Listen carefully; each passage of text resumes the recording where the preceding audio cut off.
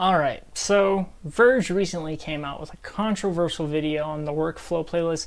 Season 2 just started. They're a 2 million subscriber channel and they did not go well. So a lot of YouTubers, tech tubers kind of already addressed this video, but I kind of wanted to put in my 2 cents because it seems a lot of people are pushing kind of to, I don't want to say crucify, but they're pushing all of the blame onto Stefan, the host of the Verge video, how to build a $2,000 custom gaming PC. And he's a computer science student. He knows, or he could have been a graduate or somebody with a degree. That's what I've heard. He deals with computer science, more of the technological. I used to be a computer science person, and that is way before I knew anything about tech or even building a computer. I was a console gamer at that point. But I don't want to put pressure on the host there. He could have been put in front of a camera, said, say this, do the best you can with no information. But that's what I kind of want to focus on this video of what could have been done correctly if he was given the right guidance, if somebody with a technical background or somebody who's actually built a custom PC before, any tech tuber in the background's kind of writing the script or even following along, kind of teaching him or teaching the audience with him in the audience, kind of a joint or a collaboration on the Verge channel. But I just want to quickly go through this video and kind of right all the wrongs that were done in this video, or unfortunately what the supervising director allowed. So let's quickly get into that. So first off, he talks about this anti-static bracelet. I'm not going to get into the small points of him calling zip ties tweezers or him hoping a Swiss Army knife had a Phillips head screwdriver. That's not what I'm going to jump into or kind of push. But first off, I'm an electrical engineer. I'm currently trying to finish off my master's degree. Anti-static bracelets or anti-static anything will not do anything unless it is grounded. Connected to something metal, connected to something ground. Wireless grounding is not going to happen. If you rub your feet and there's something rubber on you, yes, the static electricity might disperse onto the rubber bracelet, but it is not going to disperse everything that you do. Especially, I think Science Studio did a good point. The components are not going to have any electricity on them.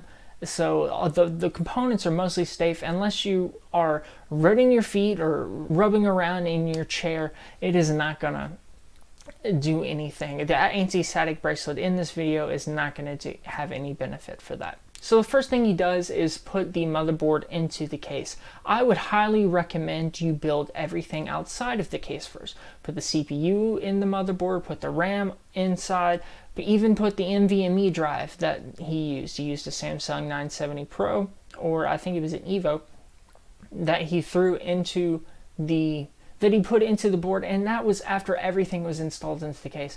I would highly recommend you build your entire computer outside of the case unless you have a dead-on-arrival product or a defective product or you need to troubleshoot some things. Next, he kind of brags about the RAM. The Vengeance LED RAM is wonderful RAM. I had it in one of my builds. It is wonderful, beautiful, but he brags about the 2666 megahertz RAM. Even I'm stumbling over that speed. But he talks about how fast it is. It is actually the bottom 25% of DDR4. There are RAM speeds going up to 4600 around that. I know 4200 is a confirmed speed, but 2666, there I go, stumbling again, is only the third highest or the third bottom highest. There's 2133, 2400, and then 2666. A lot of main components, especially since the Infinity Fabric for Ryzen processors, a lot of those RAM speeds are at the 3000 or the 3200 megahertz. Next, he installs the RAM on the DIMM A1, or he doesn't install it on the DIMM A1 and A2. He installs it on the DIMM A2B2, which does not support that dual channel memory. So he is going to show that 16 megabytes, but he's not going to have the extra bandwidth that comes with having dual channel RAM. Then he goes on to explain how to line up the RAM. He says something along, line up the middle strip with the logo. It is a how-to video, so you need to be descriptive if possible. They didn't get a zoom-in shot of how to install the RAM. Most of the time I can't get a good shot of installing the RAM, so it's not included in a lot of my videos. But you do need to line up the RAM with the notch. A lot of times I'm actually going to pull up, a lot of times this is Corsair Dominator RAM. this notch is not in the middle. So a lot of people will think that if you put the notch on this side, it's going to line up, but it's not perfect. But if you put it in this way, the notch is not going to line up with that ram point. So that is something you need to watch out for, especially if you're going into that. And that's something that Stefan never really pushed during this video. He was just lining up with the logo, pushing this way, and it'll be fine. Next, he talks about the PNY 1080 graphics card. While this could have been a GPU lying around the warehouse or something on a local deal that he picked up or something he brought from home, I wouldn't advise as much. It is a high-end production company. Verge has almost 2.1 million, or has over 2.1 million subscribers, and I would believe they would allow something with a better production or better quality than a PNY 1080. While I'm not trying to hate on the PNY PCB or any of their products, you would think, especially since they splurged on an 8700K and an Asus Strix board, that they would push for something like an Asus Strix 1080 Ti, or even some of the higher end 1070 Ti's or the high end Strix 1080s. Just something like a PNY 1080 with no backplate is just a little bland in my point for something on that high end. This is the one of the things that irked a lot of tech tubers, is he says it doesn't really matter which PCIe lane that it runs. It does matter. Most of the boards only have good bandwidth or the best bandwidth on that top slot. So if you're installing the graphics card in the bottom two slots, or bottom two, I should say, on a full ATX board, most of those don't have the same bandwidth, and you're not going to get as much performance as you would as installing it on the top card. So installing into the right PCIe lane does matter. Next is the power supply. This is another kind of controversial statement. He said 850 watts, I need this, I need this in case I wanted to upgrade to RTX. I will say yes, if you're wanting to upgrade to RTX SLI, definitely go with the 850 watt. But if you're upgrading to the 2080 Ti, you're not going to need 850 watts. For this system, I think with the 2080 Ti, you're only putting out 400 watts. So you will not need 850 watt single GPU system. And the next one, those are vibration pads, not insulation. Again, electrical engineer. Those rubber grommets are rubber pads are not going to help isolating the power supply. All the components are inside the power supply, and that's why the shell exists. Yes, if you open the shell and kind of rummage around there, you could touch a capacitor and possibly die during that. That is a very hazardous component, but those are vibration pads, and especially if you're placing those on the pads and then scooting the PCU to the back of the case, you're touching the back of the case. So the point of you saying that statement was kind of pointless. Next, he talks about installing the CPU. This is after he's installed all the other components. While I do recommend you install the processor outside of the case and along other components, the CPU with a bunch of other components, including the RAM, maybe the cooler, the CPU installation tool is not necessary. A lot of people use it because it's better to put the processor with the socket, and it helps with thermal paste spread. That's a whole other thing that I'll get into right now. You do not need to add more thermal paste. A lot of times if you add more thermal paste, actually the conductivity between the IHS and the cooler is not good enough. You're not having enough heat transfer because there's just too much thermal paste for the transfer to connect correctly. While it is good to complete the connection between the two metals, thickening that is gonna just make it worse. So that is my theory on the thermal paste. Do not add more thermal paste. He says it's good practice to add more thermal paste. It is not good. The standard thermal paste that comes with the cooler, especially with the Corsair AIO there, is good. While it may not be the highest of quality, wipe off that initial thermal paste and reapply if you want higher quality thermal paste. I do want to talk about how this computer looks. Again, this is a high production company with 2.1 million subscribers, and I, with less than 40 subscribers, have built better looking computers. This computer looks atrocious. The cable management only takes 5 to 10 minutes at most, especially in the 2080X Corsair case. You can pull all of those excess cables into the back and shut the lid. It's not a difficult case to build in. It's almost a cube. Just pull everything to the back of the case, kind of scrunch it up, put the back case on, and it's going to be okay. but they make this computer not look good and not presentable. I would not present this to anything. I would honestly, my wife would yell at me if my computer looked that bad. So getting into the gaming benchmarks, first off, he played Arma 3 at max setting. For wanting to play Battlefield 5, and that's kind of what they're pushing for as kind of a comparison to what Battlefield 5 is going to do, Arma 3 is pretty good. That is a very demanding title, and they played it at 1080p, getting around 70 to 80 FPS, and that's pretty good. But he starts playing League of Legends, and I kind of did some research into what monitor in. It looks like some kind of Samsung C27 curved monitor, and most of those curved monitors only run at 60 hertz. I don't know if since he locked League of Legends at 120 hertz, it could have been 120 hertz. And if you're playing League of Legends at 1080p, you do not need a 1080 graphics card. Go with a 1060, hell, go with a 1050 Ti. You do not need a 1080 for League of Legends. While it is good practice, he said is one of his favorite games to play, but you're doing a comparison video. So playing your favorite game is not what you should be doing.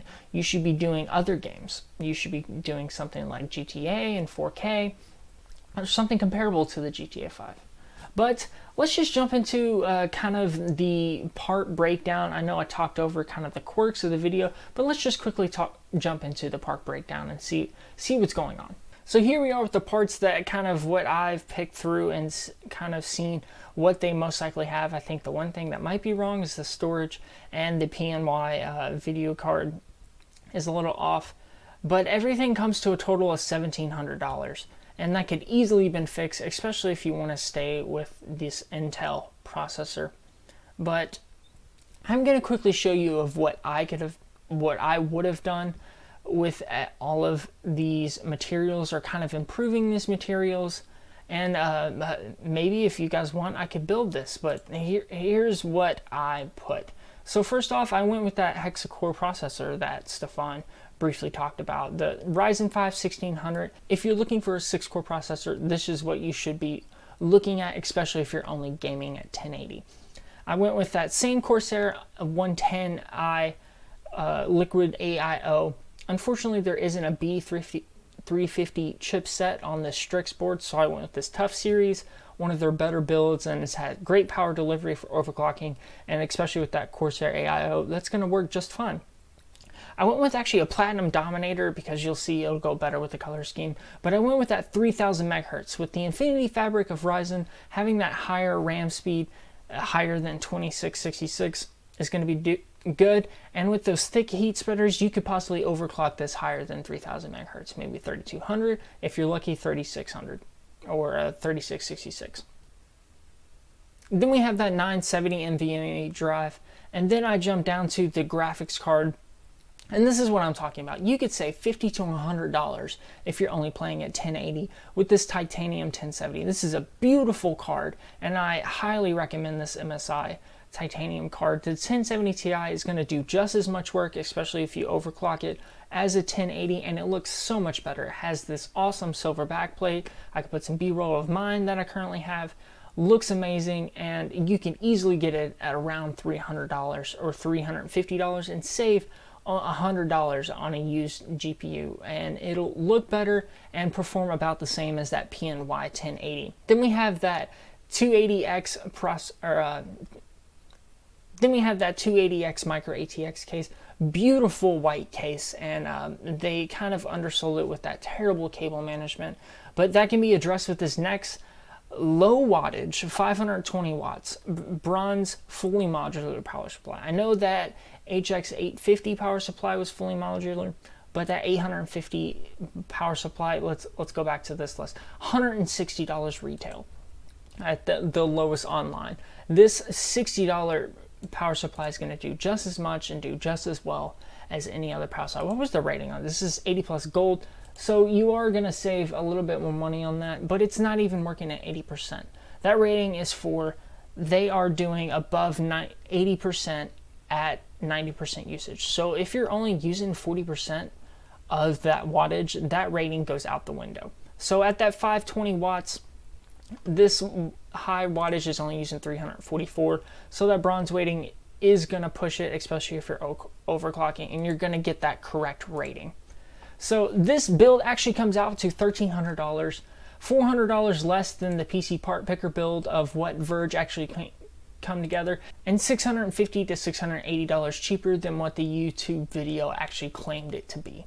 So I was editing this video over the weekend, and I kind of dwelled upon what this video was. I've already put in my 2 cents, but there have been a couple other details that came out. Stefan didn't install the PSU correctly. The fan was facing inwards, and thus all the hot air can get in there, and that'll destroy your power supply as well as other components if your power supply goes down and happens to have some kind of electrical surge. The contactor, or he didn't screw in all 4 screws of the cooler. I kind of put a picture up and kind of show you what I'm talking about. And he used the long screws to screw in the AIO on the top bracket. That could have potentially destroyed his radiator and thus everything else. So this video is just getting worse and worse. Now the likes and dislikes are down or have been disabled. The comments have been disabled. So nobody really knows, especially if they're first time computer builder, how bad this video can be. But if you would like me to show you what the potential or an actual good how-to video with these parts, please let me know in the comments below. Those will be enabled. If you want to see more of my content, please like and subscribe. I have 2 more build videos. I'll put those down in the description. But I guess I'll see you guys in the next video. Thanks for stopping by.